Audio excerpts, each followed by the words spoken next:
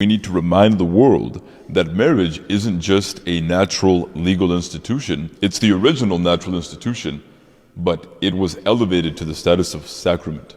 Marriage is a sacrament, and I think that we have forgotten what a sacrament is, and because we have forgotten what a sacrament is, that's why we have the divorce and the remarriage, quote unquote, homosexual marriages that really don't exist because it's a metaphysical impossibility, because marriage is a sacrament.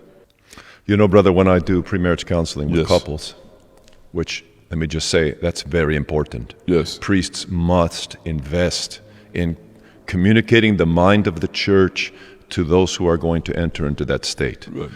Education, obviously we are not well educated in this area, or we wouldn't have the catastrophe that we have in our culture. People don't understand what marriage is from God's perspective and what God expects in marriage.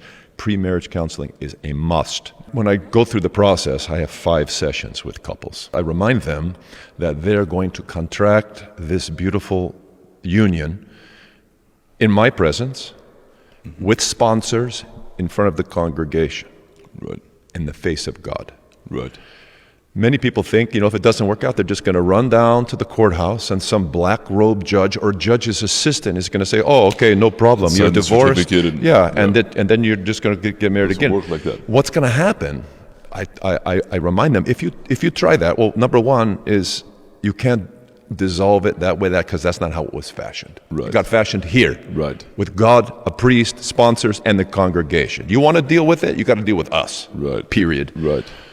Plus, what's going to happen if you play that game, if you run down to the courthouse and you get some little civil judgment as though that judge has anything to say Right. about a Christian sacrament? About a sacrament, What are you yeah. talking about? Right. You go down there, you get to marry somebody else. You're going to find out on the day of judgment, you're not married to them. Exactly. You're going to come to the day of judgment and you're going to find out, actually, that God considers you married to this person and you've been living in adultery with this person. Exactly. You may be telling the whole for 50 years that this is my wife. And you're a liar. You had no ability to dissolve it.